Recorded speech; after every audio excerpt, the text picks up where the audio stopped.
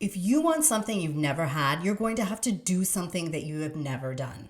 I often talk about tactics and practical action you can take to rise into leadership, get promoted, or find a job.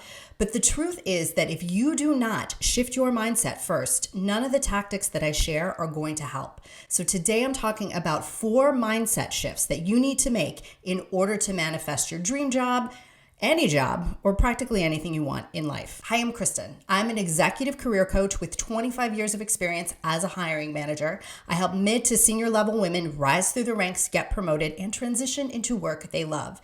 And I can tell you 9 out of 10 times that does involve a mindset shift. So the first shift I want to talk about is something I call clearing out the clutter. So when manifesting anything, we often have limiting beliefs, either from our personal experience or maybe dating back to childhood, that limit what we think is possible for us. And this is especially true. There's this codependent relationship with our financial security and our job. And so if we heard messages as a child such as, money is hard, or you have to work hard to earn money, or money doesn't grow on trees, that's very, very intertangled. And there's a lot that we might need to do in order to separate that. Also, if you have worked in a culture where you were not respected, your gifts were not valued, maybe there was condescension, maybe you had a micromanaging boss and all kinds of bad behavior, maybe you had an annual review that went very poorly, that can weigh on your nervous system. And your nervous system is what blocks you from understanding and really feeling that what you want is possible. So we need to do the work to get rid of that trauma, either with a coach or a therapist. I did a whole video on healing trauma. I'm going to link that down below. But if it's something that you think you need to look at, take a look at that video, because I give some alternatives to just cognitive behavior therapy that really work when we get into this arena. But either way, we have to shift our mindset, get rid of what we were taught maybe as a child or what we've experienced in other jobs. And I want you to think about it this way. So let's say that you can't find your keys. It's going to be a lot easier to find your keys in a house that is organized versus if you were to lose your keys in a hoarder house. So let's get rid of all the excess so we can focus on what you do want. So number 2, when you call in what you do want in a job, I want you to be very, very specific. The more specific and hyper-focused you can be, the better. Think about it this way. If you were to open up Google Maps and say, I need to go somewhere. I want to go somewhere better than here. What is that going to give you? You have to type in the exact address. And this is usually a process. So let's say, for example, I say, Montreal. And then once I get to Montreal, I'm going to hone in and I'm going to focus even more so as to where it is that I want to go. Crafting your ideal job works the same way. This is a really important step because you're signaling to your nervous system what is possible, but you're also talking to people all the time, recruiters, friends, former colleagues, about what it is that you want.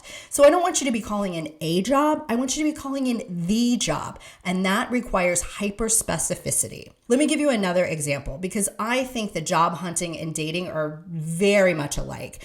And I've had some really great jobs, but I had some issues. My hang up was dating.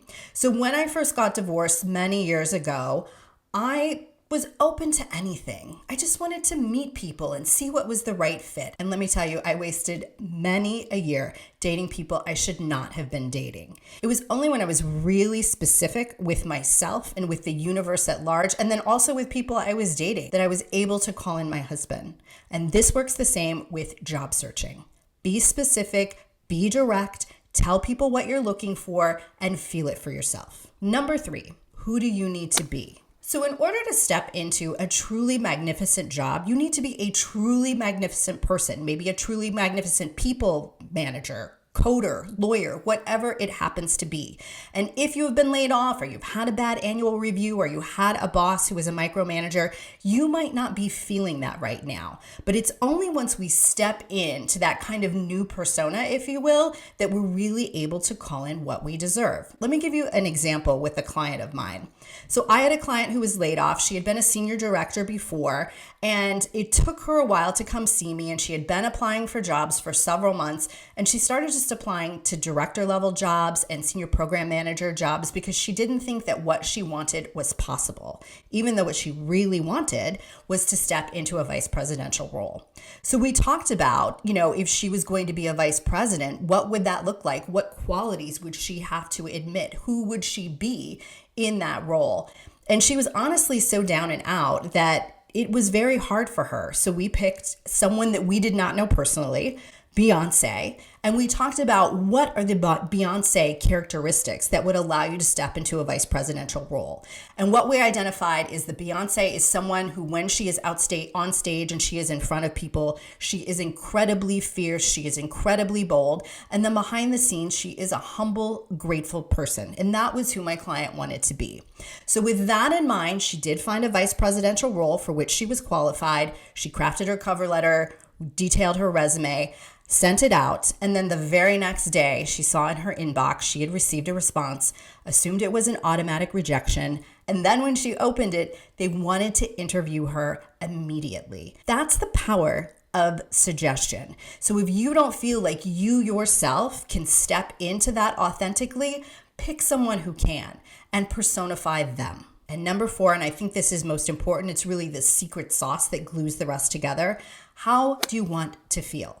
Again, this is not woo-woo. This is science. We're signaling to the nervous system that it is safe to step into something different. And until the nervous system thinks it's safe, you're not going to be able to do that. So I want you to practice this multiple times a day. This is not a one and done. This is eating healthy, right? We have to do it at every single meal. So write down how you want to feel. What's it going to do for you to have this new job? When you become this other person, when you are happy, when you're being paid what you deserve, when you are valued in the workplace. And I want you to sit with that feeling multiple times a day until it becomes your reality, until that feeling is so great and so luxurious that you don't want to leave it. And once you have that, you're going to be able to attract what it is that you want by the conversations you have with recruiters and former colleagues in your network, by what you write down in a cover letter, by what you say in an interview, and it will become your reality. This I promise. I'm not sharing anything that I haven't either done myself or I haven't worked with a client to manifest. I think these mindset shifts are so important, so I hope that you will try them. And if you do and you have success, I would love to hear about them. If you have any specific questions, let me know in the comments below. I'm happy to be of help. And if you found this video helpful, please would you share and subscribe and like? By you doing that, we can create a larger community and we can help other women find jobs that they excel at, and then they can bring the rest of us along as well. Until then, I'm Kristen. I come out with new material each week, and I will see you then. Take care.